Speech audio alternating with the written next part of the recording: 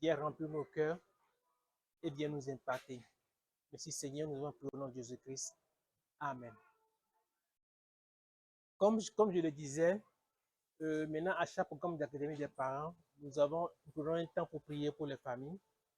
Et c'est un temps libre où les participants se sentent libres de lever la voix et de prier. Voici les requêtes que nous proposons. On va juste les prendre selon que nous sommes inspirés, selon que nous avons un cas précis, selon que nous avons un fardeau. Nous allons juste prendre les requêtes et lever nos voix à tour de rôle et prier par rapport à ces requêtes. Donc, voici les requêtes. Nous avons les familles pour leur restauration, familles en difficulté économique, entre parents et enfants, les familles monoparentales, les veuves, les veufs, contre le divorce et la séparation pour les mamans, pour les papas et pour les familles. Donc, nous allons commencer. Je vais juste commencer et après, n'importe qui peut prendre la parole, peut élever la voix et prier à Dieu. Et nous croyons, nous avons cette foi que la prière de juste est efficace, que Dieu écoute nos prières. Seigneur, en ce moment, par ta grâce que tu nous donnes, nous élevons nos voix, Seigneur, en faveur des familles. Seigneur, nous savons tout ce qui se passe dans les familles et nous savons aussi que tu vois les familles. Seigneur, tu as institué la famille pour que ta gloire puisse se répandre sur la terre, pour que les familles puissent refléter ta gloire. Mais l'ennemi, Seigneur, essaie de tout renverser selon son ordre. Nous prions en ce moment, nous prions pour une restauration des familles. Nous prions afin que tu puisses intervenir dans les familles. Seigneur, tu as institué le mariage afin que l'homme et la femme puissent être bénis avec leurs enfants et par là refléter ta gloire. Et par là que toute la terre, Seigneur, puisse être remplie de ta gloire. Nous prions, Seigneur, en ce moment et nous intercédons, Seigneur, pour la restauration complète des familles. Seigneur, l'ennemi a tant semé de confusion, l'ennemi a tant semé de confusion dans les têtes, au point où on n'a plus la bonne définition de ce qu'est la famille. Chacun crée sa définition de la famille. Mais toi, tu es l'auteur de la famille. Tu es la source de la famille. Et nous venons à toi, Seigneur, afin que tu puisses restaurer la famille dans son origine, selon le plan que tu as, Seigneur. Père Tout-Puissant, béni sois-tu, Seigneur. Nous avons prié au nom de Jésus-Christ. Amen. Oui, Seigneur, moi je vais me lever contre l'esprit de divorce dans les églises, l'esprit de séparation dans les différentes familles. Je prie que les familles se marient pour la vie, parce que c'est ça ton cœur, c'est ça ton désir. Mais nous savons qu'aujourd'hui, le nombre de divorces augmente dans les nations. Même dans nos églises, nous ne sommes pas épargnés. Et je vais prier dans le nom de Jésus que tu viennes avec ton esprit. Que nous n'ayons pas cette pensée, on se marie, ça ne marche pas. Voilà, on se sépare. Mais qu'on rentre dans cet esprit de prière, dans cet esprit de se marier pour la vie. Je prie vraiment pour les familles, pour les mariages, pour la vie, dans le nom de Jésus. Et que nous donnons des modèles, Père, pour la jeune génération, de voir que c'est possible de se marier pour la vie. Parce que nous donnons l'exemple, nous laissons ce modèle pour eux, dans le nom de Jésus. Qu'ils voient ce modèle parmi les familles qui existantes dans les églises.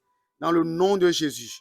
Je veux me lever contre l'ennemi qui essaie à tout prix pour diviser les familles, pour les séparer, Père. Et on sait ce que ça peut causer, que ce soit dans les cœurs des parents et aussi dans la vie des enfants. Et c'est l'objectif de l'ennemi. Mais nous nous levons, Seigneur, contre l'ennemi, contre ses manigances, contre ses plans, dans le nom de Jésus. Amen. Un autre volontaire par rapport à un de ces sujets.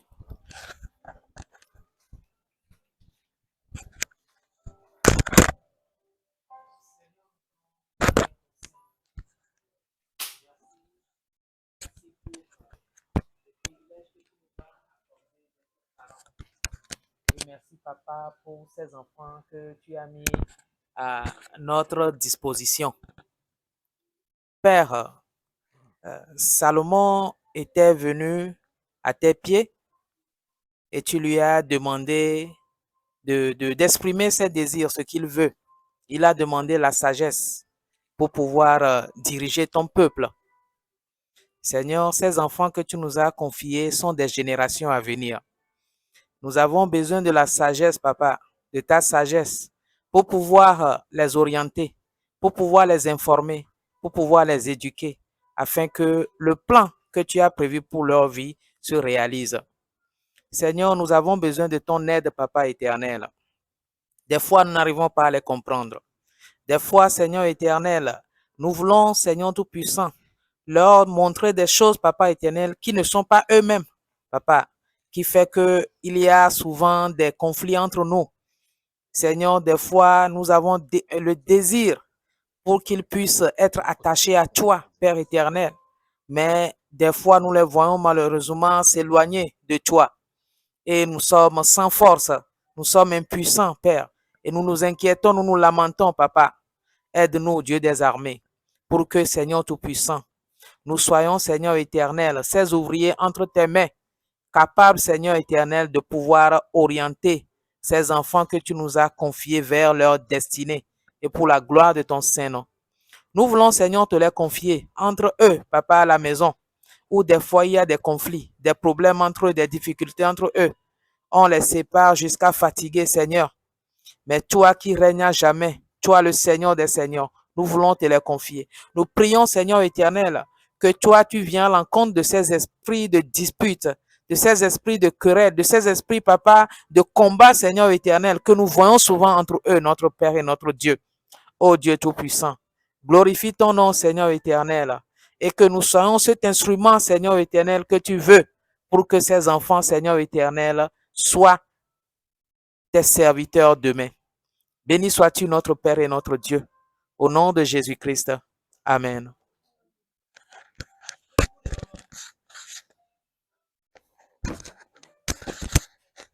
Père éternel, merci pour cette belle occasion que nous avons, encore une fois, pour intercéder pour toutes les mamans de la terre et spécialement pour toutes les mamans togolaises, Seigneur. Merci, Seigneur, parce que tu fais de nous des mamans pour refléter ta gloire. Parce qu'après tout, nous sommes et demeurons ton Israël. Israël par qui toi tu manifestes ta gloire. Seigneur, nous saisissons l'occasion pour te demander, Seigneur, de nous donner à nous, maman. Donne à chacun d'entre nous, à chacune d'entre nous, ton cœur de maman, ton cœur de père, parce que nous sommes engendrés. Toi, tu nous as engendrés en Christ. Et nous sommes nés de Dieu, nous sommes nés de toi. Nous sommes tes biens les plus personnels, le plus personnel. Alors aide-nous, Seigneur, à regarder ces enfants que tu nous as confiés comme tes biens à toi. Nous demandons, Seigneur, que tu nous donnes ton cœur pour eux. Donne-nous ton cœur pour eux. Et aide-nous à les regarder avec toi ton regard, à les considérer comme toi ton peuple acquis, à les considérer comme tes biens que tu nous as confiés à gérer pour toi. Seigneur, aide-nous. Nous demandons cette force, ta force à toi, que dès le réveil, tu nous remplisses de cette force-là pour pouvoir les supporter, pour pouvoir les éduquer. Et Seigneur, nous demandons, Seigneur, est-ce que tu nous aiguises, nous en tant que maman, aiguise-nous à être ces modèles en pureté, ces modèles en conduite, ces modèles en parole, ces modèles en foi, ces modèles en joie, ces modèles en consécration, ces modèles en transparence, ces modèles en loyauté, Seigneur, pour ta gloire, Seigneur, pour impacter positivement leur vie, impacter la vie de nos garçons, impacter la vie de nos filles positivement, Seigneur, pour qu'ils soient qu'ils soient à leur tour, Seigneur, des modèles dans leur communauté, des modèles partout y mettent les pieds, au nom de Jésus-Christ de Nazareth. Merci parce qu'encore une fois, au-delà de ce que nous avons demandé, tu as fait au nom de Jésus-Christ de Nazareth. Amen.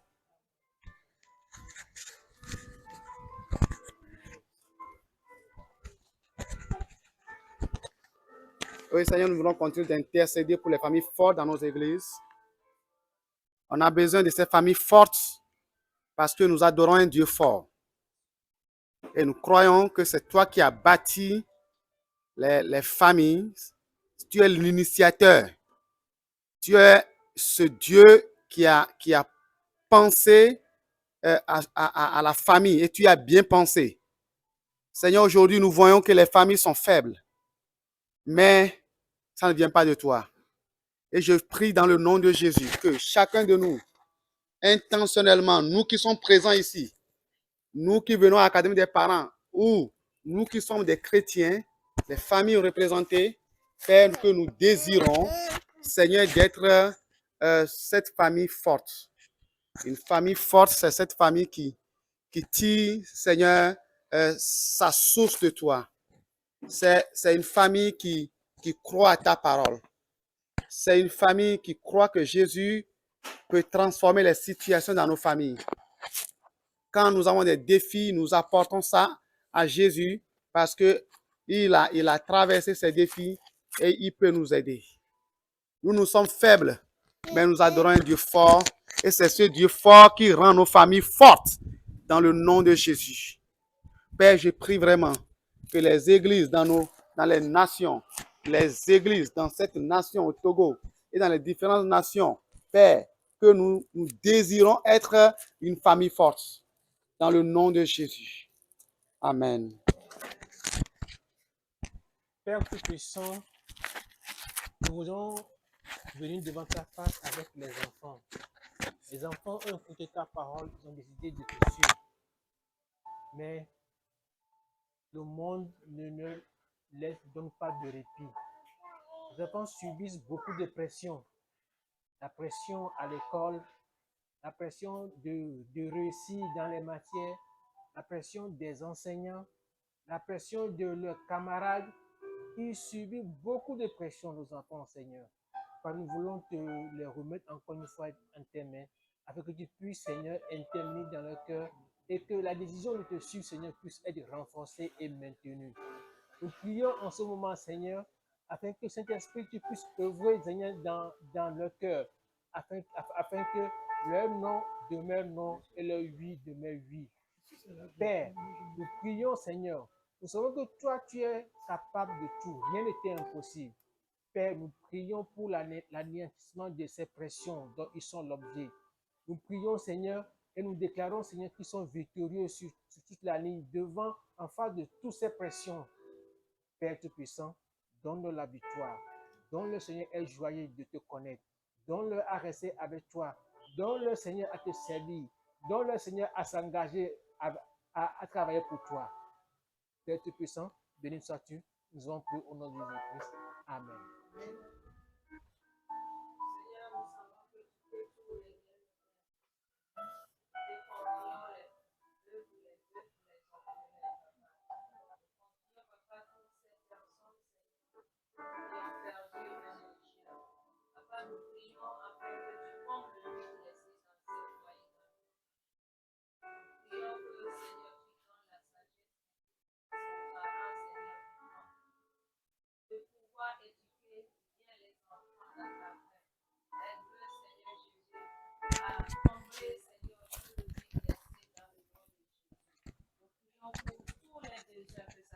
Spirituel, financier, Seigneur. Nous prions que tu pourvoies selon ta grande richesse dans le nom de Jésus. Nous prions également que, Seigneur, ces enfants puissent grandir, oh Papa, comblés de ton amour dans le nom de Jésus. Nous te confions les orphelins, Éternel Tout-Puissant. C'est toi qui es le Père des orphelins. Nous prions que tu les assistes. Seigneur, fortifie-les dans le nom de Jésus. Je te confie particulièrement ces deux adolescents, papa, qui ont enterré les deux parents la semaine passée. Je prie que, Éternel Tout-Puissant, toi qui consoles, toi qui donnes la vraie paix, Éternel Tout-Puissant, console ces enfants. Et Seigneur, dispose de bonne volonté sur leur chemin pour qu'ils puissent, Seigneur, les aider dans tout ce qu'ils auront besoin dans le nom de Jésus. Merci, Éternel Tout-Puissant, de ce que tu peux tout. Merci de ce que tu te souviens de nous tous et rien n'échappe à ta vue. Que ton nom soit magnifié dans nos cœurs au nom de Jésus. Amen. Amen.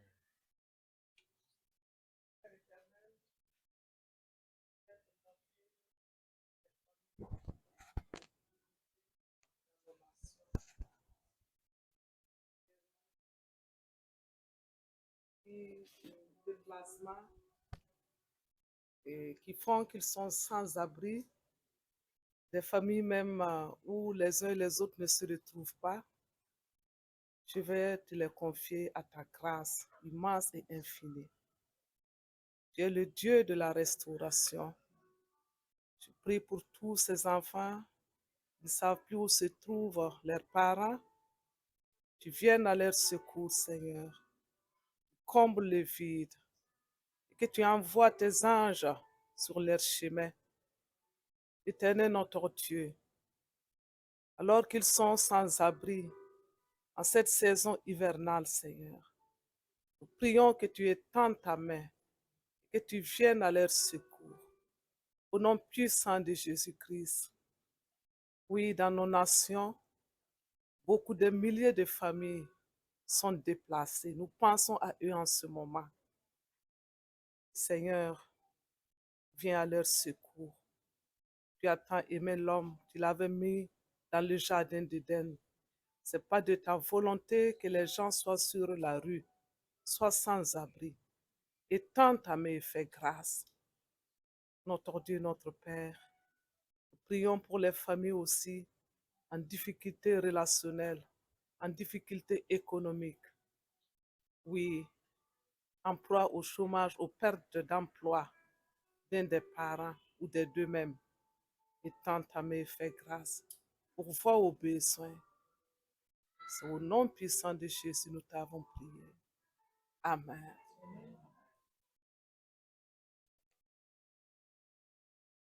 Amen. Nous bénissons le nom du Seigneur pour ce moment de prière. Nous avons cette assurance que à chaque fois que nous élevons nos voix, à chaque fois que nous prions, à chaque fois qu'il y a un besoin sur la terre, Dieu envoie les anges pour intervenir. Nous devons garder notre foi, nous devons garder cette assurance. Dieu écoute, notre Dieu n'est pas sourd. Et garder la foi et la persévérance, et nous allons avoir la victoire. Nos enfants vont croître devant le Seigneur. Nos enfants vont être protégés le matin et au retour. Nos enfants seront gardés et les familles seront bénies et restaurées. Ceux qui sont en difficulté vont retrouver le chemin droit. Au nom de Jésus-Christ. Amen. Je laisse la parole à tout le monde. Alors, merci beaucoup pour ce temps de prière. Nous croyons que le ministère que nous faisons, on ne peut pas faire sans Dieu. Donc, c'est pour ça que nous pensons que les prières accompagnées aux enseignements reçus vont apporter un changement dans nos familles. Et moi, mon désir et notre prière, que nous qui avons toujours la grâce de pouvoir participer à ces programmes, que nous désirons ce changement dans nos vies, dans nos familles, et que nous ayons la foi que nos enfants vont aussi en bénéficier de cette grâce. Alors, bienvenue à chacun pour ce programme Académie des parents de ce mois de mai. C'est une fois par mois, tous les derniers jeudis du mois.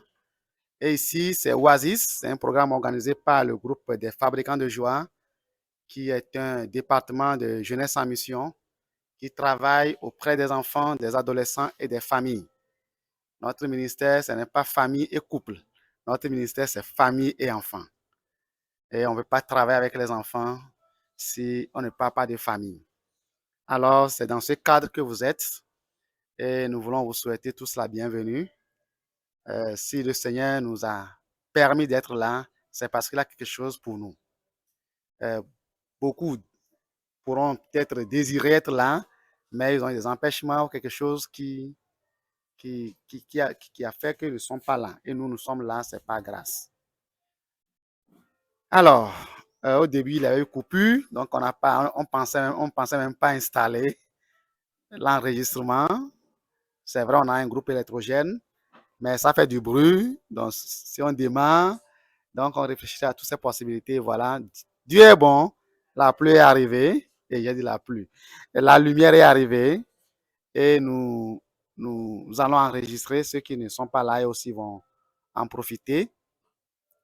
Donc aujourd'hui, nous allons parler d'un thème qui Oui, qui est important pour toi et pour moi, pour nous qui sommes parents, même les jeunes qui nous aident, qui ne sont pas encore parents, eux, ils ont la grâce d'écouter toutes ces choses avant. Donc, comment être ami de son enfant, c'est notre maman, Madame Mando. C'est une maman fabricante de joie. Aujourd'hui, elle est amie fabricante de joie. Malgré que les enfants ne sont plus avec nous, mais elle est toujours là, disponible dans tous les domaines quand on a besoin d'elle. Alors, on va laisser la place. C'est au travers d'elle que Dieu va nous bénir. L'année passée, on a eu la grâce de la voir aussi par un thème. Et cette année, elle chevauche entre le Togo, le Burkina, tout ça, mais ce mois, elle est là et on va profiter d'elle. Donc, je vais demander à une maman volontaire de pouvoir prier. Peut-être, Maman Béni, c'est bon, tu peux prier pour Madame Mando.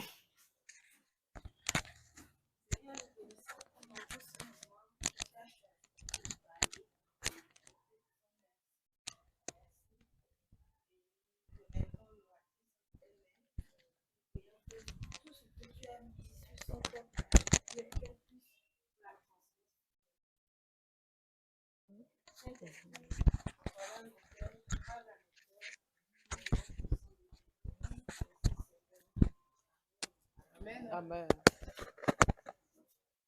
Bonsoir, chères sœurs et frères, chers parents FJ. Bienvenue à la sœur Christiane parmi nous. Je crois que par la grâce de Dieu, nous allons passer de moments agréables. Ça serait une séance participative. Le partage d'expérience sera vraiment privilégié, que nous puissions ressortir enrichis. Merci beaucoup. Je voudrais aussi dire merci à nos deux mamans qui ne sont pas là. Vous allez les transmettre mon bonjour et toute ma reconnaissance. Merci pour l'opportunité que vous m'offrez. Et merci pour tout ce que vous avez fait pour nos enfants, ce que vous êtes en train de faire. Et merci à tous les encadreurs. Hein? Josué, tu es là. Merci beaucoup. Que le Seigneur bénisse le ministère et qu'il vous fortifie. J'avais demandé des petites cartes. OK.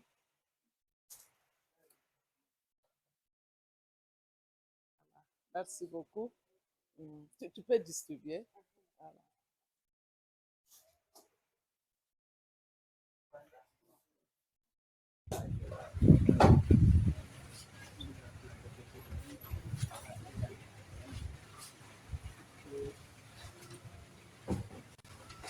Alors, comme Tonton Fofoné l'a dit, notre thème de ce soir, c'est amitié avec son enfant. De façon spécifique, il s'agit de voir comment traduire l'affection que nous avons pour notre enfant en relation amicale. Alors, vous avez des petites cartes et j'aimerais que chacun note une attente par rapport à ce thème-là. Qu'est-ce que vous attendez de voir développer?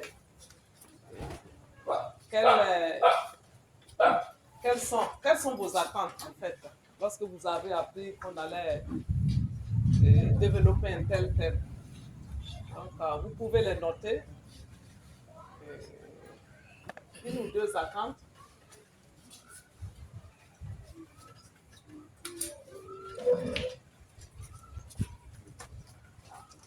Pas de quoi écrire.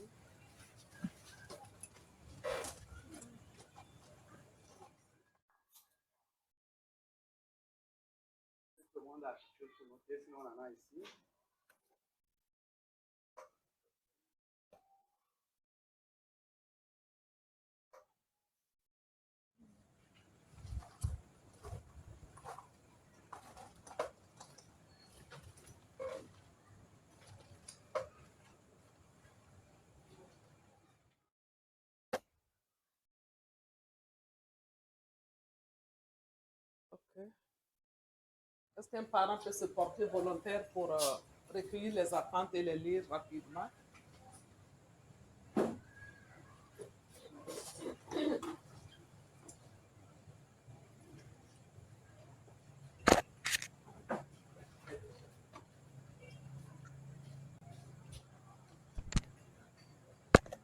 Ah, c'est bon?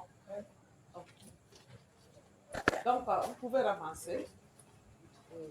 Il y a une question. J'ai cru qu'elle voulait qu'on lise. Non, on va ramasser. Voilà. Là, et vous lisez pour tout le monde.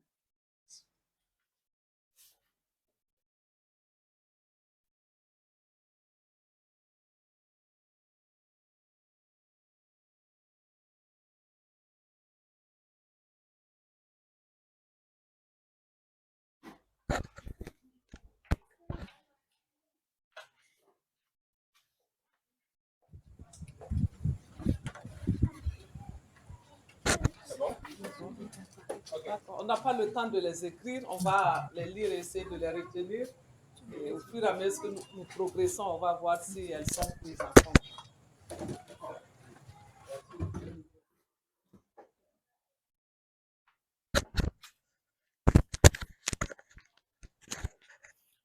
Comment aider les parents à avoir des relations privilégiées avec leur enfant?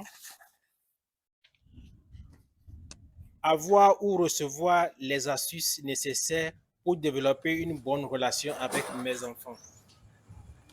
Apprendre des astuces pour être beaucoup plus proche de mes enfants. Développer une amitié sincère et solide avec mes enfants.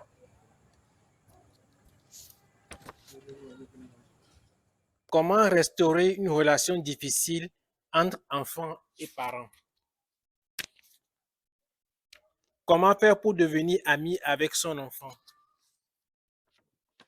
Comment arriver à être complice avec son enfant?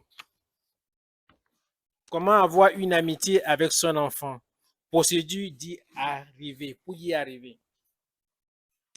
Comment manifester son amour en tant que parent envers son enfant et que reconnaît ou décèle que son parent l'aime.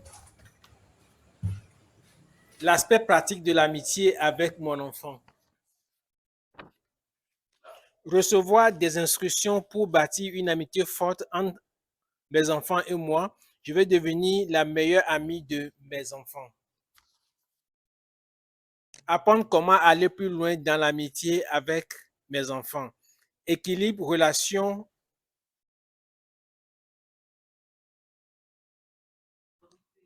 d'autorité et amicale.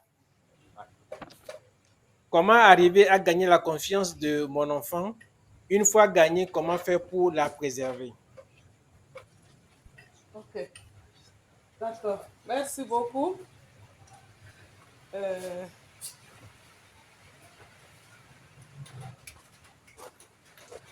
Alors, que ce soit pendant l'exposé ou lors des échanges, des apports et des partages que nous aurons en sous-groupe, je crois que d'une manière ou d'une autre, ces différents aspects-là seront abordés par la grâce de Dieu. Alors, je nous pose cette question. Est-ce que votre enfant sait que vous l'aimez? Votre enfant sait-il que vous l'aimez?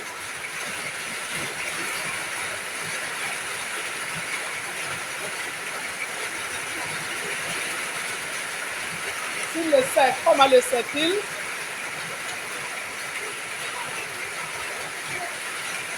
C'est une question qui reste posée, que chacun va essayer d'y répondre tout au long du déroulement.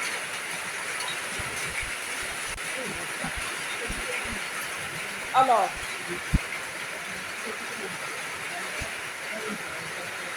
en introduction, nous disons que tous les parents aiment leurs enfants. Il n'y a pas un parent qui n'aime pas son enfant. Nous aimons tous nos enfants. On entend. Nous aimons tous nos enfants, mais la difficulté, c'est la façon, comment faire pour que l'enfant sente qu'il est aimé, qu'il comprenne réellement que vous l'aimez. Donc, comment, de façon pratique, exprimer l'amour que nous avons à notre enfant.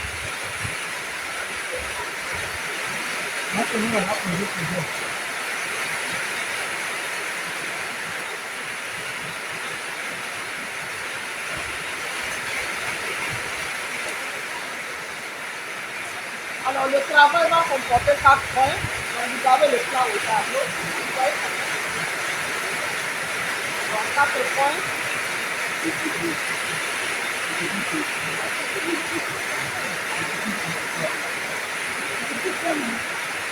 Le premier point, c'est la fonction essentielle là, du parent.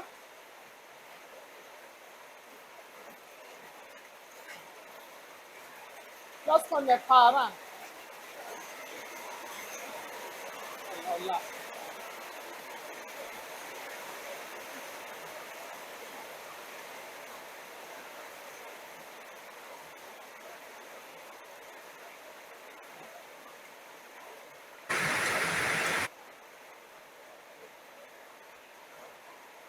lorsqu'on est parent, quelles sont les fonctions essentielles auxquelles on est appelé à jouer?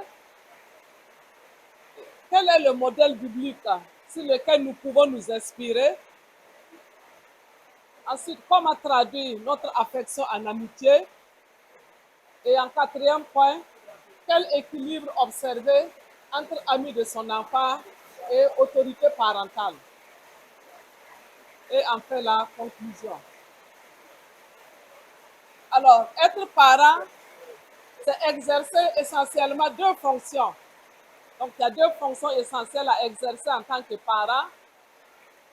Donc, une première fonction qui concerne la qualité des relations entre parents et enfants. C'est une fonction qui fait appel au lien d'affection, à notre capacité de répondre aux besoins de l'enfant. Et pour cette fonction, on parle d'attachement, de proximité avec l'enfant, de soutien, d'acceptation, de chaleur parentale. Donc, c'est la première fonction. Cette fonction s'oppose à l'attitude parentale, qui est une attitude de négligence et même de rejet. Vous savez qu'il y a des parents qui rejettent leurs enfants. Donc, elle s'oppose à l'attitude de rejet, d'hostilité de certains parents. Dieu merci, ce n'est pas le cas pour nous ce soir. Donc, il s'agit pour cette dimension d'attachement, d'aimer son enfant, lui exprimer notre affection, être à mesure de lui porter secours en cas de détresse.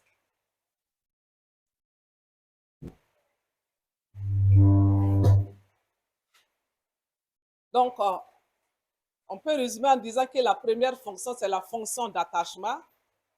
Et la deuxième fonction, c'est la fonction de contrôle parental. Donc, ce contrôle vise à promouvoir le respect des règles, des conventions de la société et aider l'enfant à pouvoir s'insérer dans la société et à réussir, comme on le dit souvent. Merci beaucoup. Donc, il s'agit pour cette fonction aussi de convenir donc, des règles de conduite, de fixer des limites à l'enfant et aussi accepter le sanctionner en cas de faute. Donc, il y a la sanction qui est prévue en tant que parent jouant bien le rôle de contrôle parental, donc fixer des limites de conduite, de comportement et être à mesure de sanctionner quand ces limites-là sont franchies. Alors, revenons à la fonction d'attachement. Nous disons que c'est un processus qui s'instaure entre l'enfant et son parent dès les premiers instants de la vie. Donc, c'est un processus. Dès les premiers instants de la vie de l'enfant, le parent doit travailler à développer ce lien d'attachement avec son enfant. Donc, il s'agit d'un lien affectif qui sont nourris par les soins que le parent ou les parents apportent à l'enfant en réponse à ses besoins. Et ce sont ces soins-là, la qualité de ce lien d'attachement qui va contribuer au développement socio-affectif de l'enfant, à son épanouissement dans la société. Donc, retenons que c'est un processus qui commence dès la naissance. Donc, vous voyez là, un bébé, les deux parents qui l'entourent, et on voit que c'est un enfant qui est entre de bonnes mains. Et ça doit continuer ainsi toute la vie. Certainement, selon les étapes, il y aura des adaptations. Et un temps viendra où il n'aura pas besoin d'être pris et dans le comme ça. Il y a d'autres attitudes, d'autres comportements qui vont prouver l'attachement parental. Alors, donc, je disais que le lien d'attachement sera décisif dans le développement affectif de l'enfant, mais aussi dans ses relations avec ses pairs, avec ses camarades. Donc, tout enfant est appelé un jour à quitter le cadre familial et à faire progressivement face à l'extérieur. Donc, c'est l'attachement, ce lien d'attachement-là, qui va l'aider à pouvoir s'intégrer dans la société, d'abord avec ses pairs, ses camarades, plus tard dans sa vie professionnelle et plus tard dans sa vie ministérielle pour nous chrétiens. Donc, la qualité de la relation d'attachement aura des répercussions sur sa tranquillité intérieure, sur son estime personnelle,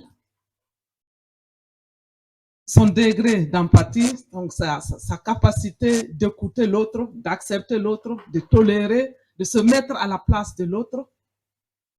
En un mot, son développement socio-affectif, sa personnalité.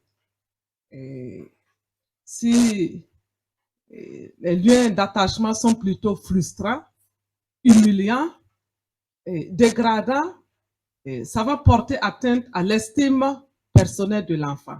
Donc, en grandissant, il va plutôt être un individu qui a une faible estime de lui-même. Il convient, par rapport à cette fonction, de nous arrêter sur l'étape de l'adolescence. Je crois que la plupart de nous qui sommes là, nous avons des enfants préadolescents ou adolescents. Donc, c'est important de marquer et d'accentuer sur cet aspect-là de l'adolescence. Parce que justement, l'adolescence constitue un moment crucial dans l'évolution des liens d'attachement au cours de l'existence humaine. C'est à cette période que l'adolescent se décentre du cercle familial. Donc jusque-là, le cercle qu'il connaît, c'est la famille. Mais à l'adolescence, vous voyez qu'il a tendance à se faire des amis, que l'on veut ou pas. C'est ça, hein? Donc, il aura des amis, s'il ira à l'école, il aura des amis à l'école, à l'église. Donc, il va se porter également vers l'extérieur. Donc, c'est le temps des amitiés, donc avec tout ce que cela implique en termes de proximité, d'intimité, mais aussi de risque. C'est à cette période, le défi pour l'enfant de se faire une place dans le groupe de ses amis, de se faire accepter, d'éviter le rejet, se pose à l'adolescent. Mais ce que nous avons vu plus haut va justement aider l'enfant à pouvoir se faire une place parmi ses camarades. Et dehors, là, c'est pas facile, hein? Il faut se faire de la place. Il faut se faire de la place. Donc, le lien d'attachement qu'il aurait connu jusque-là depuis sa naissance va justement l'aider à pouvoir s'intégrer dans le groupe de ses pairs. Alors, nous disons aussi que le besoin d'estime, mais aussi de sécurité, amène l'adolescent à rechercher la proximité de personnes de confiance qui vont l'assister lors des situations de détresse. Donc, lorsqu'il va se faire des amis, il va sortir du cadre familial, certainement il fera face à des défis, des difficultés, et alors il cherchera des personnes à qui il peut se confier pour faire face à ces difficultés-là. Nous savons que naturellement, les enfants, en cas de difficulté, se tournent vers les parents. Par exemple, nous avons un jeune garçon qui est là, et c'est sûr que s'il va juste à quelques mètres et qu'il a un problème, il va chercher à retrouver son parent. Donc ça, c'est naturel. Et ce comportement-là reste jusqu'à l'âge de 10 ans. Maintenant, après les 10 ans, donc entre les 14 et 16 ans, lorsque l'enfant a une difficulté, il a plutôt tendance à se tourner vers d'autres figures d'attachement. Donc, le comportement à ce niveau change. Donc, la tendance, c'est se tourner vers d'autres figures d'attachement à cet âge-là. Ça peut être l'ami intime, ça peut être la personne qui l'apprécie. Si par exemple, à la maison, on ne connaît pas sa valeur, il suffit que quelqu'un dehors dise « mais tu es belle, hein ?» C'est-à-dire que la confiance est vite établie et en cas de difficulté, il va plutôt chercher à se tourner vers cette personne-là. D'où la nécessité pour nous parents d'œuvrer à maintenir notre place de figure d'attachement privilégiée dans la vie de nos enfants. C'est une nécessité. Nous devons œuvrer à maintenir ce lien-là. Alors, l'attachement parental agit comme un facteur puissant de protection contre les troubles émotionnels. Vous savez qu'à l'adolescence, avec toutes les tensions internes et externes, l'adolescent fait face à beaucoup de luttes. Donc, l'attachement parental sera un facteur de protection contre les troubles et les comportements déviants à l'adolescence. L'on peut remarquer aussi que les ruptures avec les parents ont souvent lieu à cette tranche d'âge-là.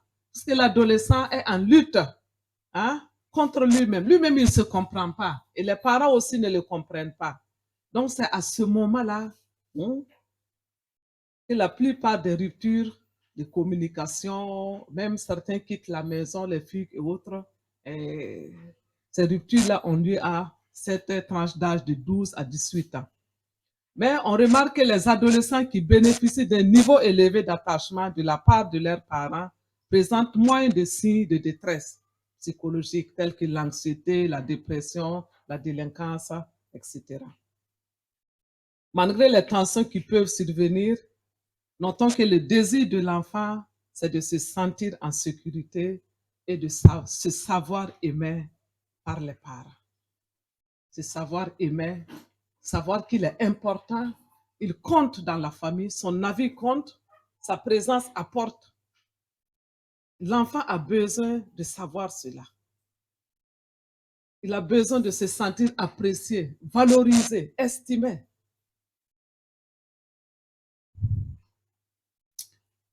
Donc, nous passons à la fonction d'encadrement.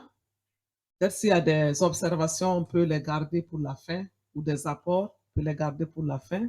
Donc, nous disons qu'être parent exige une autre fonction qui est celle d'encadrement. Être parent impose l'exercice de cette dimension centrale qui est l'encadrement. Donc, il s'agit du rôle actif que prennent les parents auprès de leurs enfants en vue de promouvoir le respect des règles et des conventions sociales. Donc, je souligne rôle actif. Pourquoi?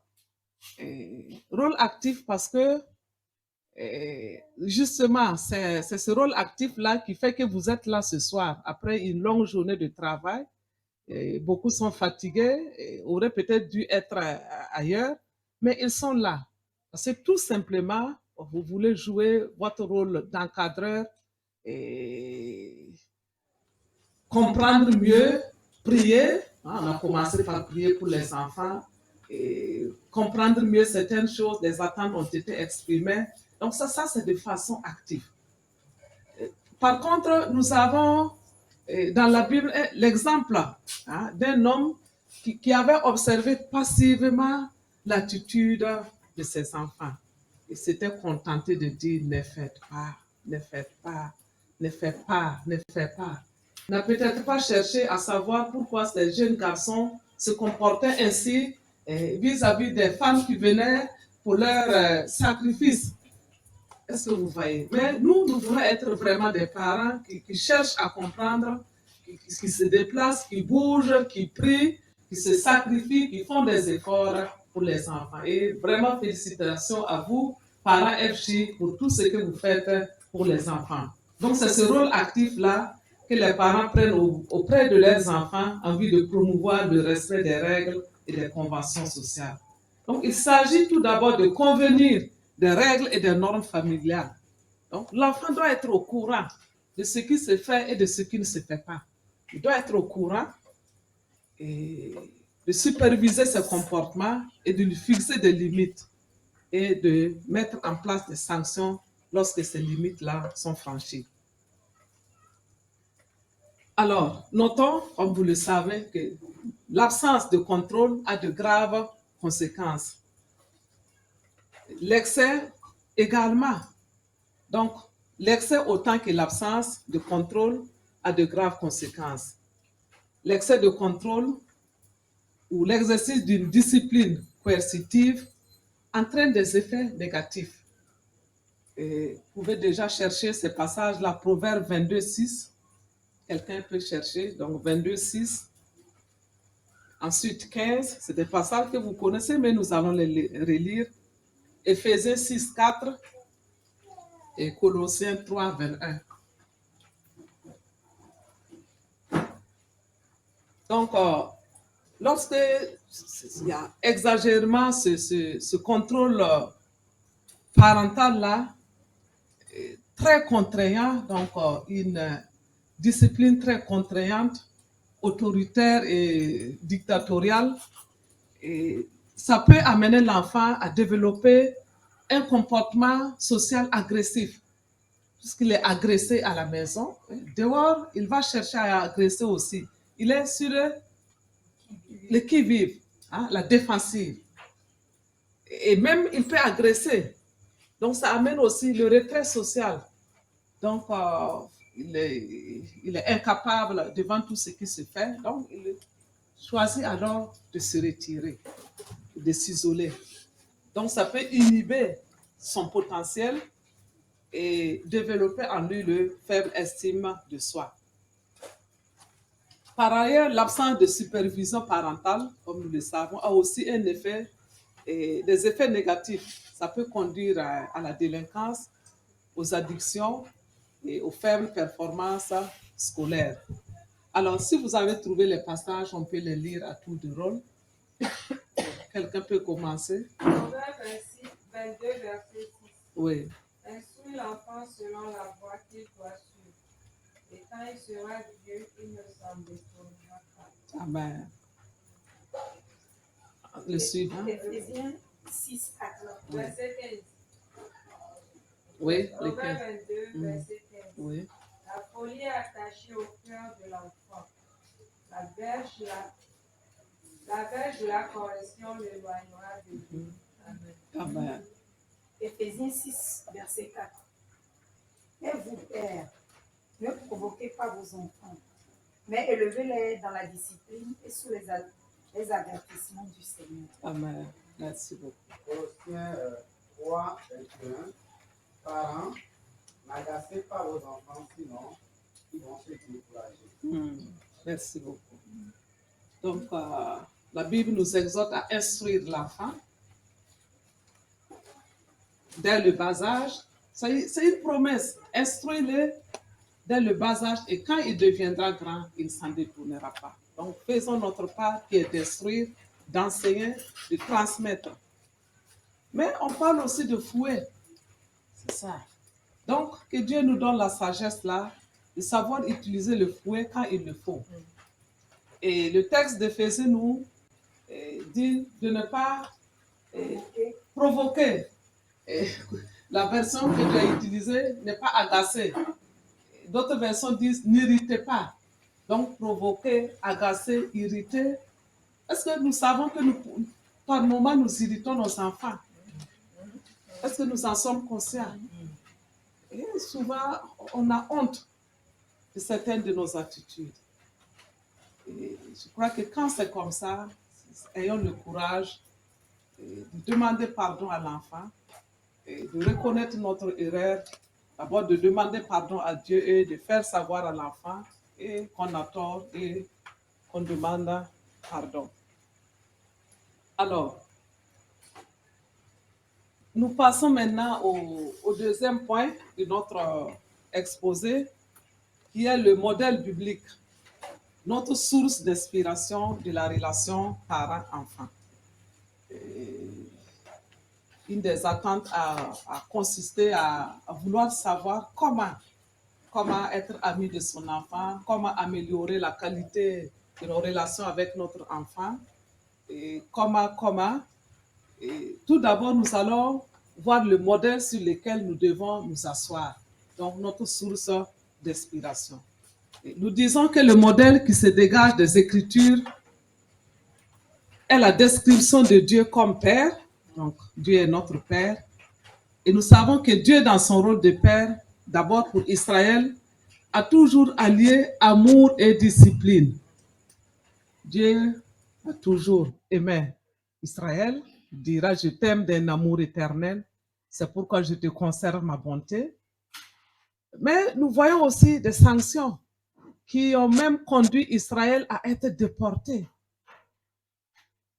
Donc, les deux éléments-là ont toujours marché ensemble. Et c'était justement pour conduire Israël vers l'accomplissement de son plan. Puisqu'il a dit depuis Genèse, et ce peuple choisi-là, Dieu a veillé, alliant amour et discipline, amour et correction, pour qu'Israël puisse justement accomplir le dessein merveilleux de Dieu pour l'humanité. Avec nous également, il a établi une alliance d'amour avec des implications que nous allons relever. Et c'est ce principe d'alliance-là qui devrait soutenir les relations d'abord entre les parents, mais aussi les relations entre parents et enfants. Donc, nous ne devons pas perdre de vue ce modèle biblique-là, de ce que Dieu est pour Israël, de ce qu'il est pour nous. Et c'est ce modèle-là que nous devons copier-coller dans notre relation entre nous, parents, mais aussi nos relations entre nos enfants. Alors, l'alliance d'amour de Dieu avec nous se traduit par le fait que Dieu nous aime sans condition.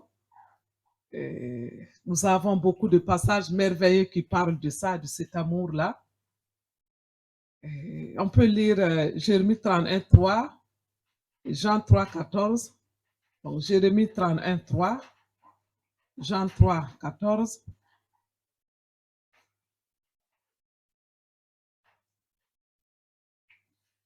Si un parent trouve, il peut lire. Jérémie 31, 3. De loin, l'Éternel se montre à moi. Je t'aime d'un amour éternel, c'est pourquoi je te conserve ma bonté. Amen. Jean 3, 14. Quand Moïse éleva le serpent dans le désert, il faut de même que le Fils de l'homme soit élevé. C'est 16 plutôt. Oui. Car Dieu a tant aimé le monde, il a donné son Fils unique, afin que quiconque croit en lui ne périsse point, mais qu'il ait la vie éternelle. Amen. Il a tant aimé le monde, à tel point qu'il a donné son Fils unique. Et Romain nous dit que c'est alors que nous étions loin de lui, il nous a manifesté son amour. Dieu répond à nos besoins. Et l'apôtre Paul dira aux Philippiens, et mon Dieu pourvoira à tous vos besoins selon sa grâce et sa miséricorde. Dieu nous connaît par notre nom. Lisons le psaume 37, 18. Psaume 37, 18.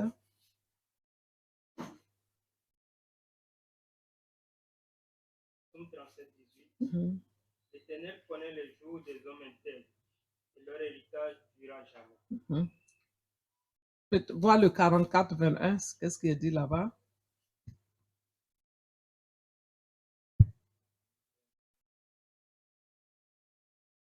Si nous avions oublié le nom de notre Dieu et étendu nos mains vers un Dieu étranger, Dieu ne le serait-il pas, lui qui connaît le secret du cœur? Ok. Donc, il nous connaît. Le secret de notre cœur ne lui est pas caché. Il nous connaît par notre nom. Il appelle chacun de nous par son nom. Est-ce que nous connaissons nos enfants? Nous connaissons leurs souffrances? Nous connaissons ce qu'ils vivent à l'école avec les amis? Dieu travaille à notre édification. Il a mis les dons, les ministériels, tout ce qu'il faut pour notre édification. Dieu nous estime, il nous rappelle notre identité, Avons-nous de l'estime pour nos enfants? Est-ce que nous leur rappelons qui ils sont pour nous et qui ils sont pour Dieu? Est-ce que nous leur disons qu'ils sont précieux, ils sont des trésors pour nous? Mais aussi, Dieu nous discipline. Nous l'avons déjà dit, Dieu nous discipline. Il nous pardonne. Dieu se révèle à nous. Un Dieu si grand se révèle à l'homme. Il habite dans les cieux, mais il habite aussi dans notre cœur. Il s'ouvre à nous. Et lorsque nous essayons d'appliquer cela à notre vie familiale, à la relation avec notre enfant, nos enfants, nous voyons combien c'est merveilleux. Alors, comment traduire l'amour pour notre enfant en amitié? Donc, nous avons décrit le tableau sur lequel nous allons nous tenir, c'est le modèle biblique. Et c'est prenant appui de ce modèle-là que nous allons voir comment traduire l'amour que nous avons pour notre enfant en amitié. Et je dirais que la première chose, c'est d'aimer notre enfant de manière inconditionnelle et de lui montrer, de lui prouver que nous l'aimons vraiment de manière inconditionnelle. La base de toute relation solide avec l'enfant est l'amour inconditionnel. En dehors d'un tel amour, la tâche de parent sera un fardeau. Le sentiment de ne pas se sentir aimé par ses parents se présente comme la cause ou le facteur aggravant les difficultés chez l'enfant. Donc, lorsque l'enfant n'est pas sûr de l'amour que vous avez pour lui, ça peut être un facteur conduisant à des déviations, la rébellion, les addictions, choisir même de ne pas venir à l'église avec vous parce qu'il ne se sent pas aimé. Et un jour, notre grande fille, elle m'a posé une question. Maman, est-ce que tu m'aimes?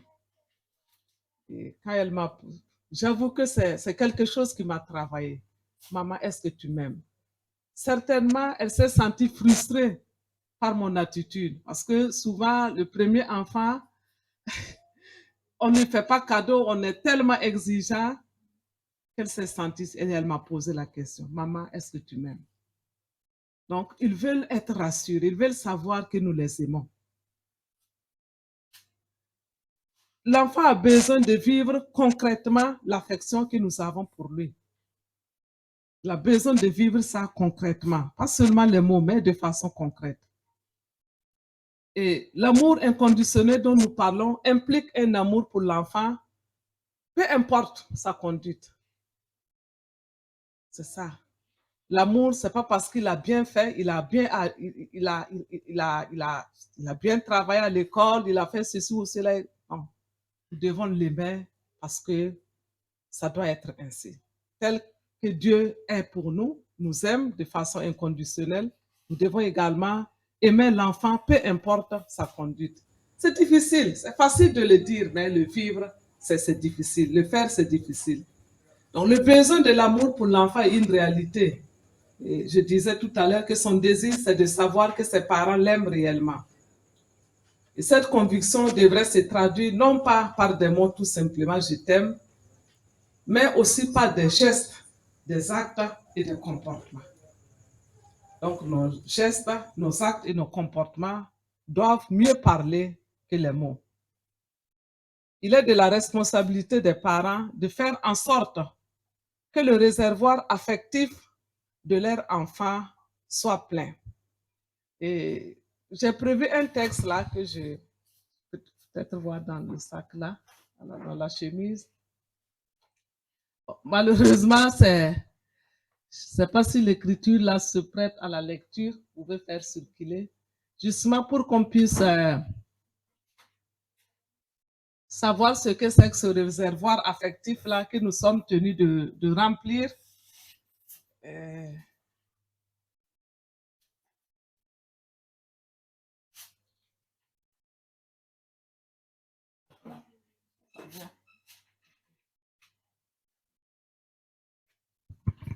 Peut-être quelqu'un qui peut lire, je m'excuse, mais le caractère est tellement petit.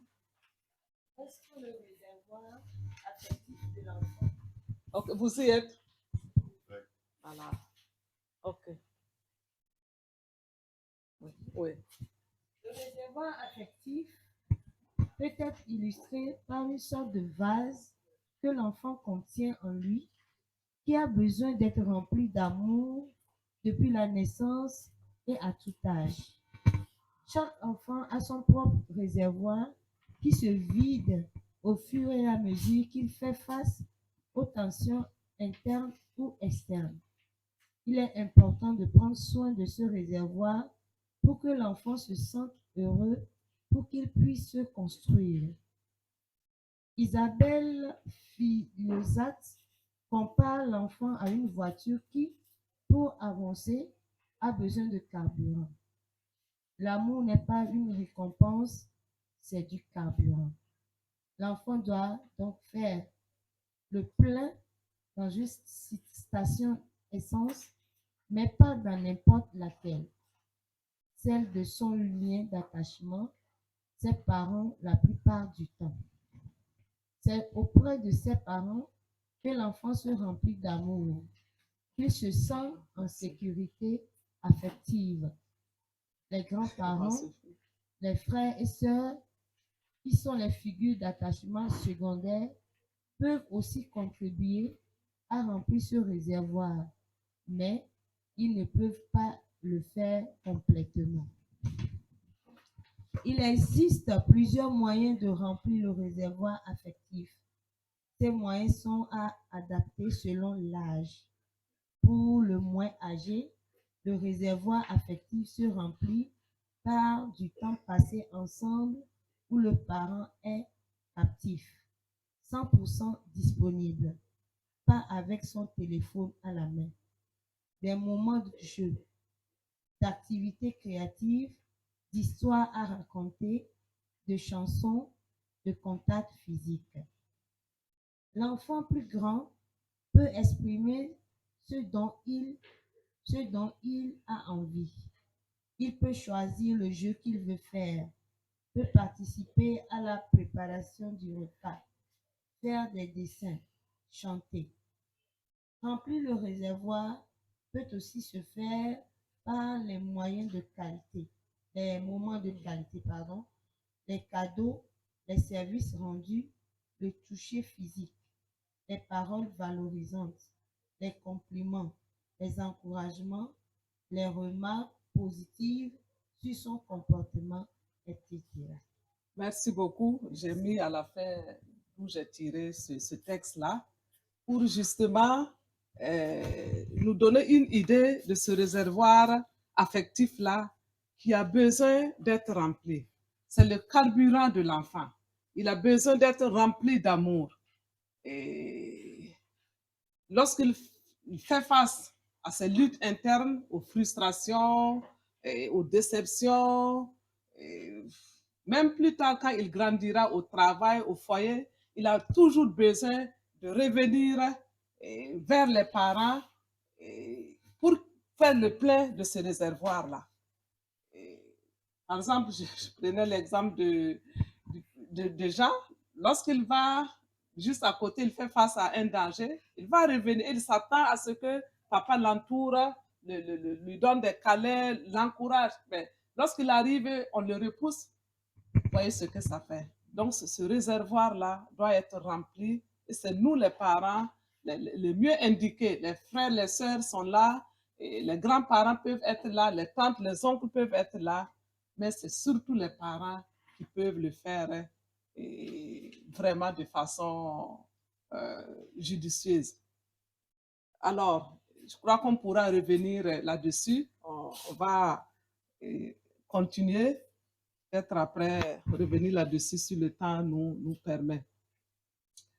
Alors, aimer l'enfant de façon conditionnelle, donc nous sommes toujours sur ce point-là. C'est facile de dire, mais difficile d'y arriver.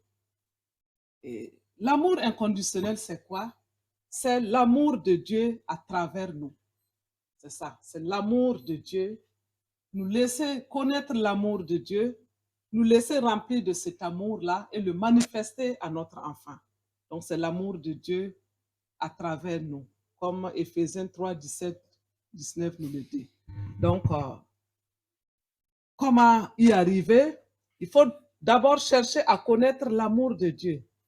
Donc, nous ne finirons jamais de connaître cet amour-là. Et prions, comme l'apôtre Paul le fait pour les Éphésiens, pour les Colossiens. Il dit que je prie pour vous, pour que vous connaissiez cet amour-là.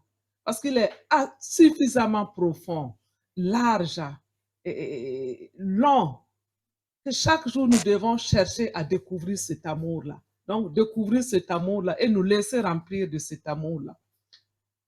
Pour pouvoir aussi manifester l'amour inconditionnel envers notre enfant, nous devons vivre dans l'intimité du Père. Donc, avoir une intimité avec Dieu par la prière, la méditation et par la communion fraternelle telle que nous l'avons ce soir. C'est des moyens d'encouragement, d'édification. Nous devons déposer nos fardeaux au pied de la croix.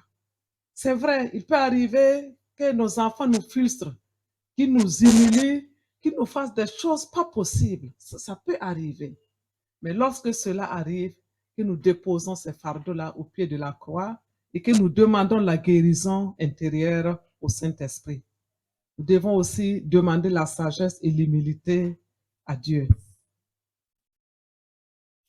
Alors, après l'amour inconditionnel, le premier aspect pour traduire son affection en amitié avec son enfant, nous allons parler de la communication. C'est un aspect très important. Il faut entretenir une bonne communication avec son enfant. Selon Proverbe 18, 21, donc la communication comporte plusieurs notions, comme vous le savez. On peut transmettre juste un message, on peut diffuser une information, faire passer, tout ça c'est des aspects de la communication. Mais la communication avec notre enfant doit viser la transmission, la compréhension, l'acceptation et le changement. Donc, transmettre, la Bible nous dit d'instruire. Donc, transmettre les voix de Dieu, la parole de Dieu à notre enfant. Et cette transmission-là doit chercher à ce que l'enfant comprenne, qu'il comprenne la parole, qu'il l'accepte et que cela opère un changement dans sa vie. Il en est ainsi pour tout autre message que nous voulons communiquer à notre enfant. En tant que parents chrétiens, nous devons nous rappeler que la parole a un pouvoir extraordinaire. Selon toujours Proverbe 18, 21, elle a pouvoir de vie et de mort. Donc, nous devons toujours avoir cela à l'esprit. Nous devons aussi nous rendre compte que les paroles que nous disons sont irréversibles. Et chez nous, on dit que c'est comme la paille du toit. Lorsque vous l'enlevez, c'est difficile de remettre. C'est comme de l'eau que vous versez. Lorsque vous versez l'eau, c'est difficile de ramasser. Donc, les paroles que nous disons à nos enfants, nous ne pouvons pas nous imaginer, mais ils ont un impact. Quand elles sont positives, un impact positif. Et quand elles sont négatives, l'impact aussi est négatif. Bon, je donnerai cet exemple plus tard, c'est peut-être pas le moment. Les mots aussi sont des semences donc, que nous sémons dans la vie de nos enfants. Donc, nous devons aussi, en tant que parents chrétiens, savoir que notre communication sera d'autant plus efficace et puissante si elle s'inspire de la parole de Dieu. Donc, nous savons que la parole de Dieu guérit, elle rend libre, elle donne la sagesse, elle communique l'intelligence, elle produit la foi. Donc, notre communication doit s'inspirer de cette parole-là, la parole de Dieu. Alors, donc, raison pour laquelle nous devons prononcer de bonnes paroles sur nos enfants. Donc, que l'enfant sente que nous le bénissons, nous disons du bien de lui. Et nous demandons à Dieu de le bénir. Nous l'aimons à tel point que nous avons toute notre attention sur lui. Donc, créer un climat de confiance avec lui. Donc, l'enfant doit se sentir confiant avec nous. Il doit se sentir en sécurité. La confiance que papa et maman sont là pour son bien. Ils ne lui veulent pas du mal, mais c'est pour son bien. Il n'est pas maudire. Et souvent, vous allez entendre certains parents maudire les enfants, dire du mal de ses enfants. Nous, parents chrétiens, nous ne nous inscrivons pas sur ce chemin-là. Nous devons respecter l'enfant, l'apprécier, le valoriser, le féliciter. Hein? Lorsqu'il amène les notes, apprenons à le féliciter. Même si nous allons ajouter quelque chose après, il faut d'abord louer le courage, louer le travail qui est fait, même si ce n'est pas à la hauteur de nos attentes, et ensuite maintenant l'encourager à faire mieux. L'écouter, nous allons revenir là-dessus. Donc, nous avons l'exemple de la petite fille chez Nama qui a été écoutée et nous voyons ce que ça produit comme résultat. Trouver du temps pour lui. Il y a quelques années de cela, on faisait circuler sur les réseaux sociaux là, un enfant qui voulait économiser pour payer le temps de son papa, pour qu'il reste à la maison avec lui. Parce qu'il ne le voyait pas. Il est tout le temps parti, l'enfant se met, qu'est-ce que ce que tu travailles là, tes heures là, est-ce que je peux les payer pour que tu restes avec moi? Donc les enfants ont besoin de nous voir très proches d'eux. Lorsque vous êtes, je suis restée pendant longtemps à la maison avec les enfants, quand ils arrivent, la première question qu'ils posent, maman est là? C'est ça. Maman est là, remarquez. Maman est là?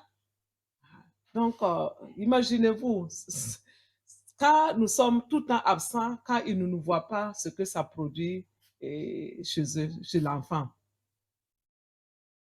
Éviter les injustices, les comparaisons. Il y a quelque chose qui se passe pour nous, Africains, quand on arrive à la maison et à un seul garçon. Vous n'allez pas dire aux gens, mais ils vont commencer par dire le chef de la maison, le patron de la maison, l'héritier de la maison. Bon, moi, je pense que ça, c'est des choses que nous devons revoir. C'est ça, c'est des choses que nous devons revoir. Parce que il y a des filles, elles sont aussi héritières. C'est ça, elles sont aussi héritières. Mais vous allez voir les gens commencer par... Bon, et l'enfant aussi va se dire, bon, c'est moi le garçon de la maison, c'est moi le chef de la maison. C'est des petits trucs, mais nous devons apprendre à corriger ça. Nous devons aussi éviter de promettre sans tenir. Donc, les promesses que nous n'arrivons pas à tenir, c'est frustrant. Ils peuvent peut-être ne pas nous dire, mais c'est frustrant. Et dans notre communication, évitons les menaces, donc les injonctions, la dévalorisation, les paroles décourageantes et humiliantes et la culpabilisation. Donc, nous devons éviter cela. Alors, arrêtons-nous un instant sur l'écoute, qui est une composante essentielle en communication. Parce qu'un bon communicateur doit être un bon auditeur. Nous devons écouter, prendre du temps pour écouter notre enfant. Pas forcément pour dire oui à tout ce qu'il demande, mais prenons le temps de l'écouter. Donc, on a une image ici. Qu'est-ce que vous pensez de cette image-là? Qu'est-ce que vous voyez?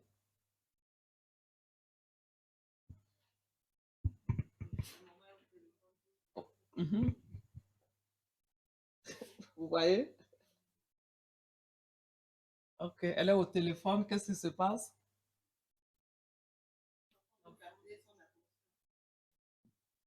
C'est ça.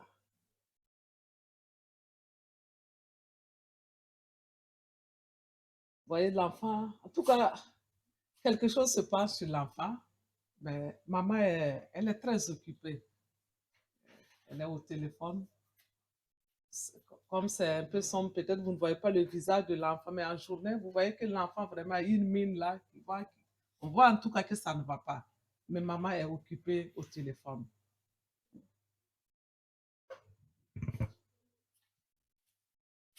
Alors, c'est une attitude que nous aurons l'occasion de juger et de voir qu'est-ce qu'il faut retenir. Alors, après cette image-là, disons que nous devons favoriser l'écoute active dans la communication avec l'enfant. Hein? Souvent, on est au téléphone, l'enfant parle, mais je t'écoute. Mais on a le téléphone ici, où on est en train de lire, mais je t'écoute. À tel point que même il nous demande, maman, est-ce que tu m'écoutes? Hein? Est-ce que tu m'écoutes? Donc, favoriser l'écoute active dans notre communication. Donc, l'écoute active, c'est de chercher à saisir le message de l'enfant. Ça peut être un message verbal ou non, mais nous devons prêter attention au message, là, tous les détails du message. Donc, cela permet de faire savoir à l'enfant que vous êtes attentionné, que vous avez entendu et compris son message. Donc, l'écoute active permet de se projeter dans l'univers de l'enfant, donc de comprendre ce qu'il vit et ce qu'il ressent. Nous devons être vraiment attentionnés, qu'ils sentent que nous l'écoutions, que nous portons de la considération à ce qu'il nous dit. Ils ont besoin de se sentir considérés. Alors, je ne sais pas si on le voit bien. Vous arrivez à lire? OK. Donc, l'écoute active avec les enfants. On peut peut-être, si vous pouvez lire, hein, vous pouvez lire à tour de rôle les différents points bleus là, commençant par celui qui est perché en haut et en tournant dans le sens des aiguilles d'une montre. Qu'est-ce qui se passe quand l'écoute est active? Quels sont les éléments qu'on doit voir? Quelle doit être notre attitude? Nourrir une intention de neutralité et de bienveillance. OK. Donc, nourrir une intention de neutralité et de bienveillance. OK. Donc, écouter de façon neutre et bienveillante. Ne pas aller vite au jugement ou condamnation. Écouter. Suivant. Avoir une attitude d'écoute et d'ouverture. OK. Avoir une attitude d'écoute et d'ouverture. Oui. On peut continuer.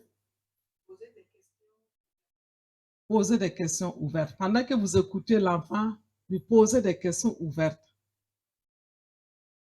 pour mieux comprendre. Ah oui?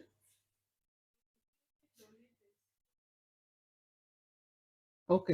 Écoutez et donnez des signes d'écoute. C'est-à-dire, pendant que vous écoutez, l'enfant doit sentir que vous l'écoutez. Hein, par votre réaction, haussement de la tête, oui, continue. Hein, donc, que l'enfant sente que vous l'écoutez. Oui? Oui, répétez ce que l'enfant dit. En reformulant pour être sûr que vous comprenez ce qu'il dit. Ah oui? OK, merci bien. Je peux continuer. Reformuler ce que pense et ressent l'enfant. OK. Donc, reformuler ce que pense et ressent l'enfant pour être sûr des sentiments que l'enfant vit. Oui? Synthétiser les problèmes, les émotions et les solutions. OK, merci beaucoup. Donc, après avoir écouté de façon active, on peut, avec l'enfant, essayer de donner des solutions de façon synthétique et le processus peut continuer. Alors, donc il s'agit là de l'écoute active. Donc, écouter l'enfant de façon active favorise son estime de soi. L'écoute est une forme de thérapie, surtout si l'enfant est en difficulté. Nous savons, j'ai mis des références du livre de Job, où quand ses amis se sont mis à parler, entre-temps, il les a demandé, est-ce que je peux trouver quelqu'un qui m'écoute? Est-ce que vous pouvez m'écouter? L'écoute est très importante. Donc, lorsque l'enfant est en difficulté, il peut se sentir soulagé lorsque vous l'écoutez. Donc, le besoin de parler à quelqu'un, d'exprimer ses difficultés, est un besoin crucial pour l'être humain. Donc, avoir du temps de qualité avec son enfant, l'écouter, jouer avec lui, lui raconter des histoires, participe à son épanouissement. Malheureusement, l'usage du téléphone, tous les sites que nous avons, WhatsApp, TikTok, avec plein de choses là, ne font que creuser le fossé en matière de communication entre parents et enfants. Un autre aspect, c'est de mettre l'enfant en sécurité. Donc, les crises familiales et économiques, c'était bien vraiment de prier pour ça, parce que les crises que nous vivons là ne font qu'accroître le sentiment d'insécurité chez les enfants. Heureusement, le parent chrétien dispose de moyens pour rassurer son enfant. Donc, ces moyens sont la parole de Dieu, la prière, telle que nous venons de le faire, la disponibilité, le soutien et l'acceptation. L'enfant veut se sentir en sécurité. Et lorsque l'enfant n'est pas en sécurité, il y a des signaux que vous allez voir. Et lorsque vous voyez certains signes chez l'enfant, il faudrait vous poser vraiment des questions. Et lorsque l'enfant se sent en insécurité, il peut manifester la peur. Un petit enfant peut, par exemple, avoir peur des étrangers, il se camponne sur ses parents. Donc, la peur de l'obscurité, la peur de marcher seul. Donc, c'est des signes que l'enfant est en insécurité. Donc, la pensée, par exemple, que quelque chose d'étrange n'arrive peut hanter son esprit. Il peut être en colère. C'est un signe d'insécurité. Devenir agressif. Il peut se sentir très triste et même perdre l'envie de vivre. Donc, la tristesse peut l'amener même à perdre l'envie de vivre. Donc, sur le plan physique, il peut développer le bégaiement. Donc, il peut avoir des difficultés pour s'exprimer. Donc, perdre l'appétit et avoir même des douleurs sur le plan physique, les maux de tête, les maux de ventre, etc. C'est des maladies psychosomatiques. Ce n'est pas forcément lié à un problème fonctionnel, mais ça peut être lié à un sentiment d'insécurité. Un enfant qui ne faisait plus pipi au lit peut se mettre à nouveau à faire pipi. Ou un enfant qui commençait par se lever, il va commencer à reprendre à faire 4 pattes. Donc tout ça, c'est des signes que l'enfant n'est pas en sécurité. Et ça peut jouer sur le rendement scolaire. Et pour les plus grands, ils peuvent s'adonner à l'alcool, aux stupéfiants, aux addictions, etc. Donc, nous devons veiller, lorsque ces choses-là arrivent, chercher à comprendre ce qui se passe dans la vie de l'enfant. Donc, comment aider l'enfant à se sentir en sécurité? Il faut faire preuve d'amour et travailler à le rassurer. Il faut écarter le danger, avoir une harmonie familiale, aider l'enfant à retrouver le cadre d'avant, écouter l'enfant. Donc, l'écoute revient. Donc, écouter l'enfant et lui dire la vérité au sujet de la situation. Alors, il faut amener l'enfant à cultiver une intimité avec Dieu parce que notre sécurité est en lui. Et répondre aux préoccupations de l'enfant. En cas de difficulté dans la famille, l'enfant peut se poser des questions. Pourquoi Dieu a permis cela? Donc, il faudrait lui répondre, ne pas esquiver ces questions, mais il faut les répondre à ces questions. Est-ce que Dieu permettra que cela arrive encore? C'est des questions que les enfants posent. En cas de décès, il peut se demander ce qui se passe après l'enterrement. Donc, toutes ces questions de l'enfant là, c'est des préoccupations légitimes auxquelles il faut répondre. Alors, nous allons, après ces différents aspects-là, comment traduire l'amour en amitié, nous allons voir l'équilibre à observer. Parce qu'on reste tout de même des parents.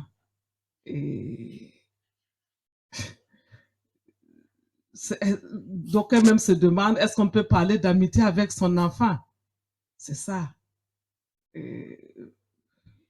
Donc, nous disons que le désir d'entretenir des relations de confiance, d'intimité avec son enfant peut conduire au renversement des rôles dans certains foyers. Surtout dans les foyers monoparentaux, le risque est très élevé. Donc, il faudrait que nous fassions attention à cela, parce qu'on peut vouloir utiliser l'enfant comme son confident, comme un collègue. Donc, le conjoint n'est pas là. Donc, substituer l'enfant, que l'enfant prenne la place du conjoint manquant, ça peut arriver. Donc, on doit faire attention à ça. Et lui raconter des choses difficiles à digérer, et c'est pas de ça que nous parlons. Donc, partager avec lui des informations. Il y a quelque chose que nous avons vécu il y a quelques mois de cela. Justement, un enfant, il y a un parent qui n'est pas là. On voit que tout le parent qui n'est pas là, comme il a coupé avec la femme, il passe par l'enfant pour la gestion de la maison. C'est très lourd pour elle, vraiment très lourd. Elle est très jeune.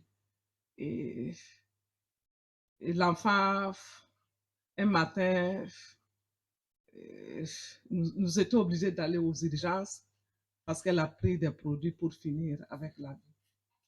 Donc, c'est des choses qui arrivent. Nous devons faire attention. L'enfant reste l'enfant. Ils sont tellement fragiles que nous n'avons pas besoin de leur partager certaines choses. Donc, évitons cela. Essayons d'être équilibrés. Il y a des informations que nous ne devons pas partager avec l'enfant. Donc, cet inversement de rôle-là est à proscrire. Et ça ne permet pas à l'enfant de se développer. Donc, vous lui faites face à des choses qui le dépassent. Donc, il va craquer. C'est ça. Alors, le parent ne doit jamais perdre de vue qu'il est père ou mère et devrait assumer sa position d'autorité. C'est ça. On reste père, on reste mère. On doit assumer cette position-là. Donc, si la première responsabilité du parent est de faire sentir à l'enfant qu'il l'aime véritablement, la deuxième responsabilité, c'est d'être pour l'enfant une figure d'autorité et de le discipliner avec amour. Donc, être amical avec son enfant n'est pas synonyme d'être son camarade. Dans une telle relation de confiance, où l'enfant se sent en sécurité, ouvre volontiers son cœur aux parents, l'enfant doit tout de même obéissance, soumission et respect à son parent. Et en conclusion, nous disons que l'amitié avec son enfant va au-delà du sens commun du terme. On est d'accord. Il s'agit de gagner ou de reconquérir le cœur de son enfant par l'amour inconditionnel, la bonne communication, par la sécurité que vous apportez à l'enfant. Donc, le rassurer de votre amour, de votre disponibilité et de votre soutien. Œuvrez à ce qu'il se sente en sécurité et confiant. Ainsi, il se tournera vers vous en cas de détresse ou de difficulté et il ne sera pas la proie des flatteurs. L'amitié avec son enfant se tisse tout au long de la relation parent-enfant. Elle est faite d'amour inconditionnel, d'estime, de bienveillance. Donc la bienveillance, c'est pas seulement vouloir le bien de l'enfant, mais c'est de travailler à ce que l'enfant vive ce bien-là. Donc, voyez combien Dieu est bienveillant envers nous. Donc, une relation de bienveillance, de respect mutuel, mais aussi d'acceptation de la différence de l'autre en tant qu'autre. C'est ça. Les enfants ne sont pas les mêmes. Chaque enfant est différent de l'autre. Donc, l'amitié avec l'enfant corrige et reprend avec amour. Elle appelle le parent à renoncer à l'enfant idéal et l'enfant aussi au parent idéal. Nous ne sommes pas des parents parfaits. Il n'y en a pas. Nous sommes des parents qui comptons sur la grâce de Dieu jour après jour. Et quand des fautes arrivent, ayons le courage de nous tourner vers la croix et aussi de le dire à l'enfant. J'ai fait des erreurs, je n'ai pas été à la hauteur de tes attentes Pardonne-moi, l'enfant comprend et la relation continue. C'est à partir de là que peut se mettre en place une relation amicale. Alors, il y a la citation d'un auteur que j'aimerais que quelqu'un lise. Quelqu'un peut lire cette citation-là? Comment pouvons-nous apporter la paix aux enfants qui grandissent à cette époque éprouvante et troublée? Les meilleures ressources, les plus importantes, se trouvent au sein du foyer où les parents fidèles et dévoués et où des frères et sœurs qui se soutiennent mutuellement, s'aiment les uns les autres et s'instruisent au sujet de leur nature divine. Merci beaucoup. Donc, merci pour votre attention. Ça a été long. Je crois qu'on aura un peu de temps pour les apports et surtout pour prier. J'avais voulu qu'on se mette en petit groupe, qu'on puisse partager les sujets par rapport au thème, prier. Vous allez voir si c'est encore possible. Hein? Oui. Merci beaucoup. Ok, d'accord. D'accord. Ok. D'accord. Merci beaucoup. Ok. Oui.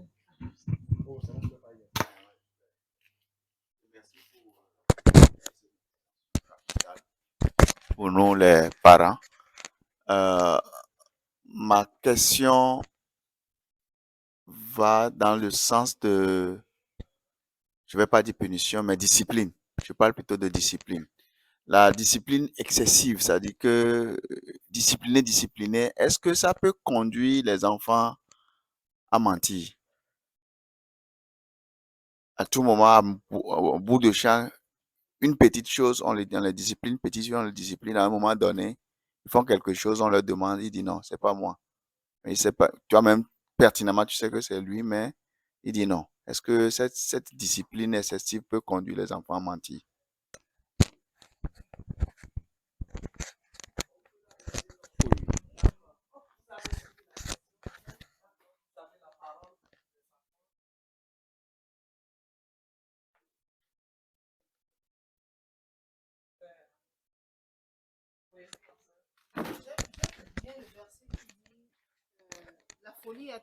La folie est attachée au cœur de l'enfant et avec le bâton, la lui arrachée.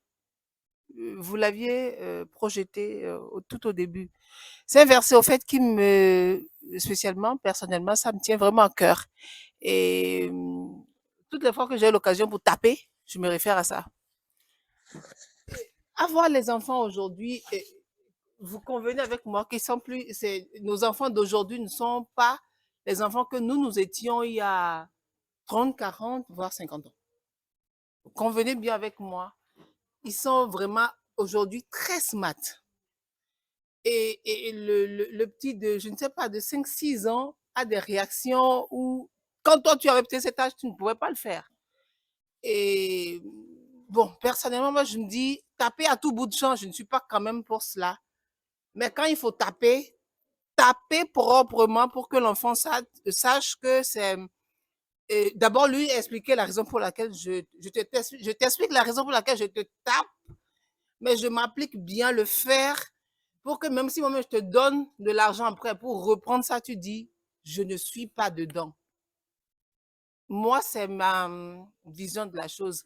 J'ai vécu quelque chose avec ma fille, ma dernière fille, elle a 10 ans, elle m'a fait une leçon la dernière fois. En tout cas, je le garde à vie. Je vais le garder à vie.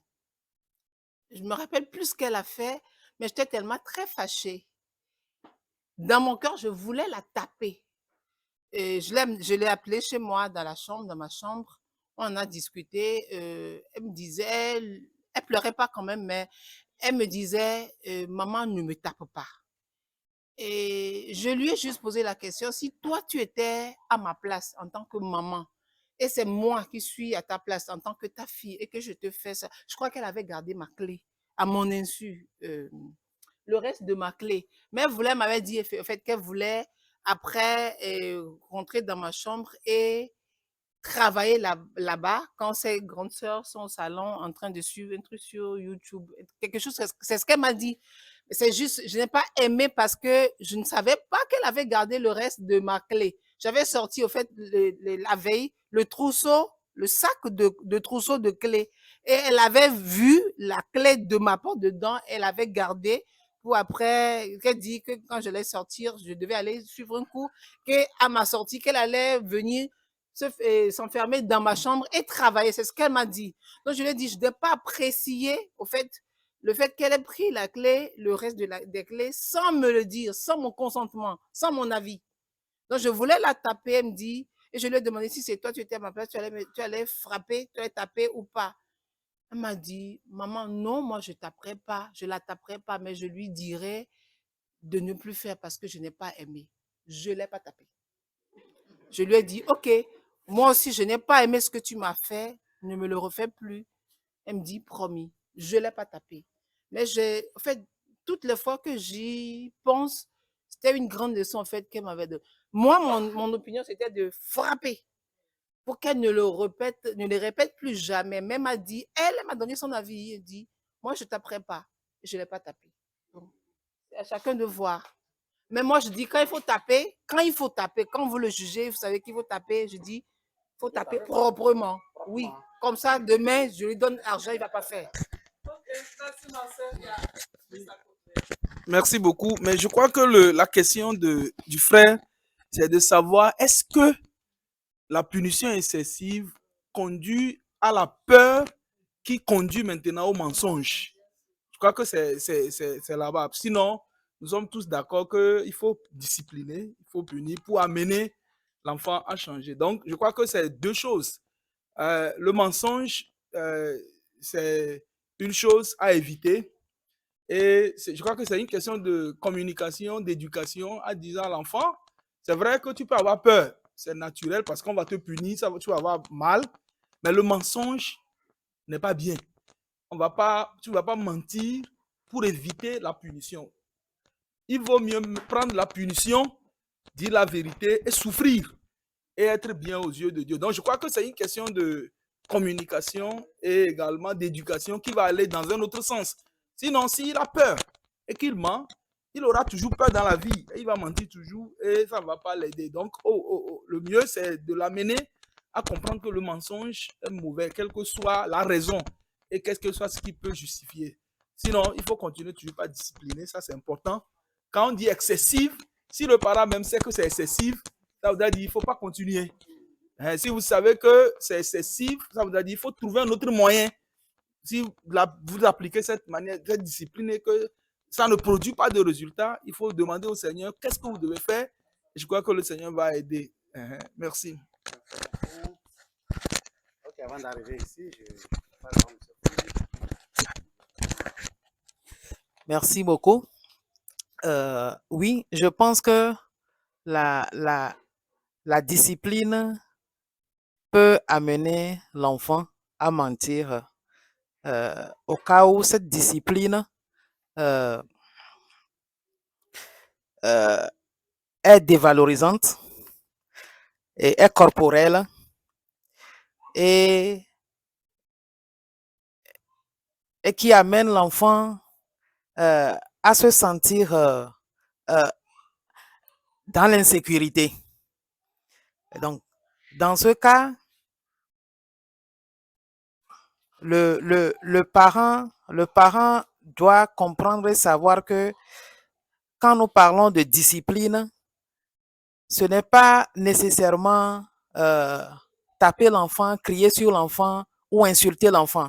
Parce que ce sont ces éléments-là qui amènent les enfants souvent à nier, même s'ils ont fait la chose, et ayant à l'idée que papa va encore me taper, maman va encore m'insulter, on va encore dire des choses, me comparer aux autres enfants qui sont dans le quartier, qu'eux, ils ne sont pas comme ça. Alors, je préfère nier plutôt que d'accepter pour subir encore ces choses-là.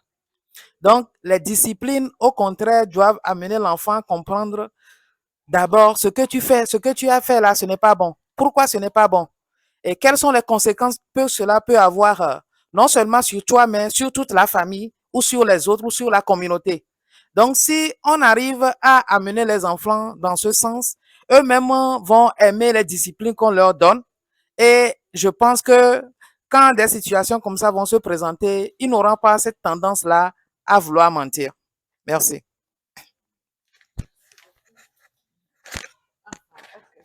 Bon, allez, parce que moi, c'est pas directement. D'accord, lié à ça.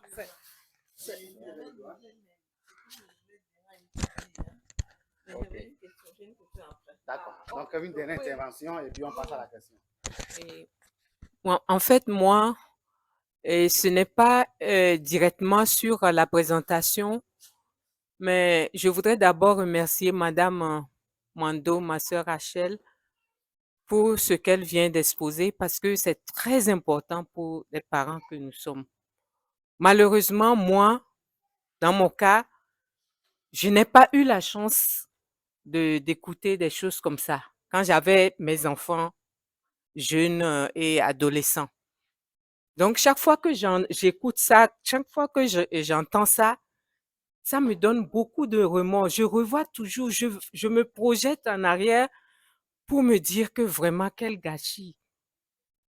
Et à un moment donné, j'ai essayé de me repentir auprès des enfants, faire marche arrière, leur parler, leur dire, bon, ben, quand l'occasion se présente, en fait, je n'ai donné que ce que j'avais reçu parce que nos parents étaient très durs. Nous avons été éduqués à l'africaine où l'enfant n'a pas son mot à dire pour quoi que ce soit. Tu obéis, un point, c'est tout. Donc, quand je vois le gâchis que j'ai fait en arrière, j'ai essayé de faire amende honorable maintenant. Et chaque fois que j'ai l'occasion, je leur prouve que j'ai confiance en eux, que je les aime, je les apprécie, que bon, je regrette ce que j'ai fait. Donc, ça commence à mieux aller, les relations sont meilleures et tout ça. Donc, vraiment, vous les parents d'aujourd'hui, je dirais, c'est une grâce pour vous. C'est une grâce pour vous d'écouter des choses comme ça. Vraiment. Mais en même temps, il y a quelque chose qui me trouble des fois. En même temps, et beaucoup de parents qui ont été élevés à la dure, ils disent à un moment donné qu'ils remercient leurs parents de les avoir élevés et comme des dictateurs, quoi. C'est pour ça que je suis ce que je suis maintenant. Oui. Bon, je me demande qu'est-ce qu'on peut faire, qu'est-ce qu'on peut penser, qu'est-ce qu'on peut dire, et quelle conclusion peut-on tirer de tout ça? Moi, je dis souvent que peut-être que tu serais mieux si tu n'étais pas comme ça, si tu n'avais pas ça. En tout cas, merci beaucoup. Merci. Une dernière question pour aujourd'hui. Peut-être juste un commentaire avant de poser ma question. Dans ce que Madame Mando a partagé, à un moment donné, elle a dit, ce dont nous avons besoin, c'est d'avoir l'amour de Dieu. Donc, elle nous a encouragés à chercher le Seigneur, à avoir une intimité avec lui. Je pense que c'est dans cette intimité-là que des guérisons peuvent s'opérer par rapport à ce que nous-mêmes avons reçu. Et si nous nous disposons à laisser le Saint-Esprit nous remettre en question, il va aussi, au travers de cette communion, de ce qu'on vit, il va nous conduire à le laisser nous transformer. Mais tout ce qu'on est en train de dire, on peut le savoir, mais ce qui est là, si le Saint-Esprit ne touche pas, c'est pas facile. Il faut que ça change. Ma question porte sur l'estime de soi. À un moment donné, une des conséquences des difficultés d'attachement ou le fait qu'on ait mal géré le côté, je dirais, voilà, affectif, c'est de la faible estime de soi des enfants. Et ma question était de savoir, est-ce que c'est le seul élément? Est-ce que les problèmes d'attachement sont le seul élément qui peut affecter l'estime de soi d'un enfant? Et peut-être juste dire que peut-être une prochaine fois, on pourrait faire quelque chose sur l'estime de soi. Un vaste chantier, surtout comment rattraper quoi, quand on est devant une situation où il y a un problème d'estime. Je vous remercie.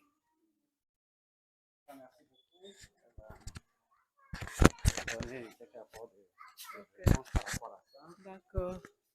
Merci beaucoup pour votre participation, tous les apports. Je crois que par rapport à l'estime de soi, on a vraiment besoin du temps pour en parler. C'est un très grand chapitre. Malheureusement, beaucoup d'enfants et nous-mêmes parents en sont victimes. Je dirais que le lien d'attachement, c'est un grand paquet qui comporte beaucoup de choses. J'ai parlé tantôt de parents hostiles, de parents qui rejettent. Donc, un enfant qui a été rejeté, pour qui on n'a pas eu de la considération, un enfant qui a subi l'injustice, peut-être qu'il a été élevé dans une famille qui n'est pas vraiment, dont il n'a pas les parents biologiques, beaucoup de paramètres. Donc, tout cela peut contribuer à ce que l'enfant, du point de vue personnalité, là, développe ses caractères. Donc, c'est vraiment un grand paquet, le lien d'attachement, là, c'est un gros paquet où beaucoup de choses liées à l'affection, à la psychologie, aux émotions, là, se trouvent. Donc, c'est ce que je peux dire, mais on peut en être guéri parce que nous avons un Rédempteur qui a toutes les blessures que nous vivons. Il a aussi subi cela. Donc, lorsqu'on se tourne vers lui, il peut nous relever, nous restaurer. Donc, l'espoir n'est pas perdu. Et je crois que par l'action du Saint-Esprit en nous, il a aussi été victime du rejet, de l'incompréhension, de l'injustice, de tous les sentiments que nous avons. Donc, tournons-nous vers lui et il saura nous restaurer. Mais je crois que, Frère Gérard, ça serait important pour qu'on en parle parce que ça conduit à la culpabilisation, à beaucoup de masques que les enfants ou nous-mêmes parents portons et qui ne facilitent pas les choses. Merci beaucoup. Oui, merci. Bon, par rapport à la correction de l'enfant, est-ce que demander à un enfant d'aller chercher le bâton qu'il convient à sa correction, c'est normal ou bien ça peut frustrer et qu'on lui dit va chercher le bâton que tu trouves bon là, tu m'amènes ça. C'est normal? Merci. Personnellement, je trouve que c'est trop humiliant. Vous savez, ma petite classe, malheureusement, c'est comme Christiane, on a fait des choses que ce n'allait pas. J'ai eu à le frapper avec ma chaussure. Jusqu'à elle me rappelle. Je me dis, maman, c'est avec un verre de terre. C'est à un verre de terre, on frappe ça avec une chaussure. Donc, il y a des choses vraiment. Amen. Dieu va nous donner la sagesse. Amen. La sagesse. On a besoin vraiment de cette sagesse. Ok. Merci beaucoup. Nous allons quand même prier. Prendre quelques temps dans la prière. Le thème était l'amitié avec son enfant. Mais Maman Mando a traduit ça d'une manière, en tout cas, qui m'a beaucoup impressionné. Traduit l'affection en relation amicale. Ah, pardon. Donc ça, quand j'ai vu le message à transmettre, ça qu'elle nous a transmis, traduit l'affection que nous avons avec à nos enfants ou avec nos enfants ou envers nos enfants en amitié. Ça, que le Seigneur nous aide. C'est le nœud, c'est l'amour. Donc nous allons prier pour ça. Je vais demander à ceux qui sont de ce côté de prier pour nous les parents. Puisqu'on est les premiers, on a écouté tout ça et que Dieu nous aide à vivre, que le Saint-Esprit se révèle à nous et nous aide à essayer, essayons. Voilà. Et ici, on va prier pour les enfants. C'est qu'on a des enfants terribles. Ce n'est pas évident. Oui, mais au travers d'eux, on découvre aussi l'amour de Dieu et pour nous et aussi pour eux. Comme maman a dit aujourd'hui, oui. Elle a appris quelque chose, mais c'est le Saint-Esprit qui t'a enseigné, en fait, au travers de ta fille de 10 ans. Donc, nous allons prier pour nos enfants, qu'ils puissent comprendre cette affection qui se traduit en amitié, en relation amicale, et de faire la part des choses. On a dit qu'on ne perd pas l'autorité. L'autorité, on ne doit pas perdre l'autorité dans notre relation d'amitié. Donc, que nos enfants comprennent ça. On va prier pour nos enfants. Et si on prie pour les parents.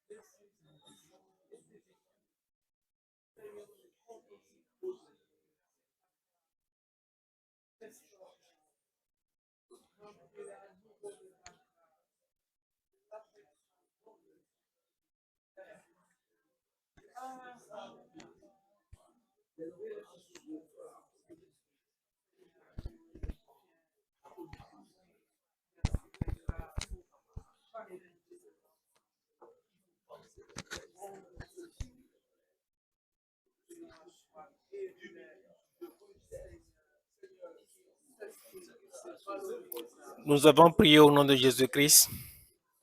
Amen. Amen. Nous rendons grâce à Dieu pour ce thème si important, amitié avec notre enfant. L'amitié, l'amour, tout cela forme l'éducation, forme l'adulte de demain. Donc, l'amitié, je disais que l'amitié, l'amour que nous avons pour notre enfant sont importants pour l'éducation et forment l'adulte de demain et forment les futurs responsables de demain. Donc, nous sommes appelés à éveiller, à avoir une amitié, surtout à veiller que les réservoirs d'amour soient toujours à un bon niveau. Et que Dieu nous aide à trouver l'équilibre. L'équilibre. Ça, comment le faire? Je pense que Dieu va nous aider.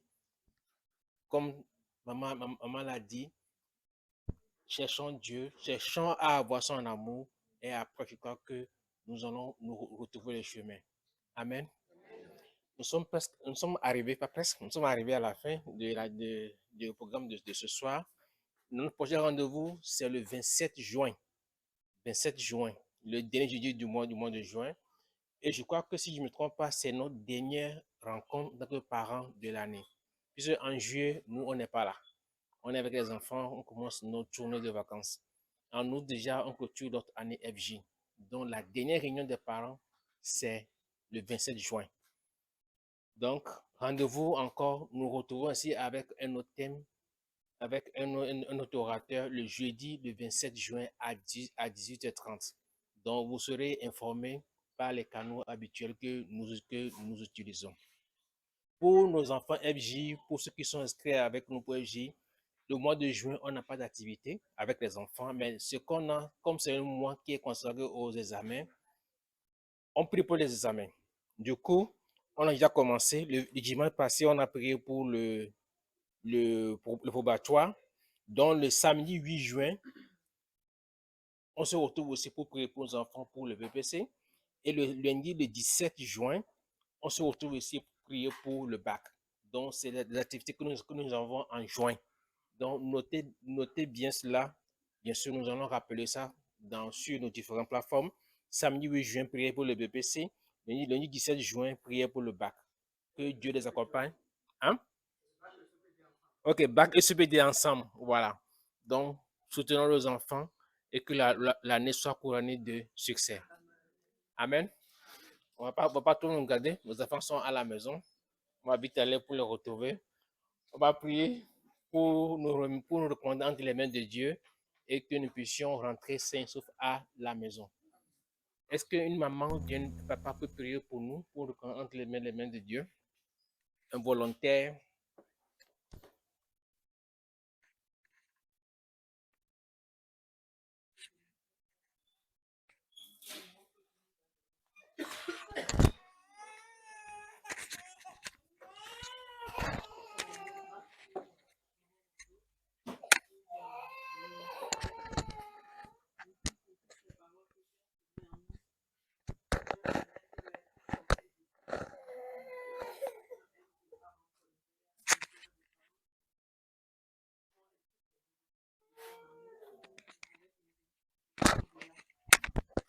Alors que nous allons nous séparer, nous nous recommandons à ta grâce.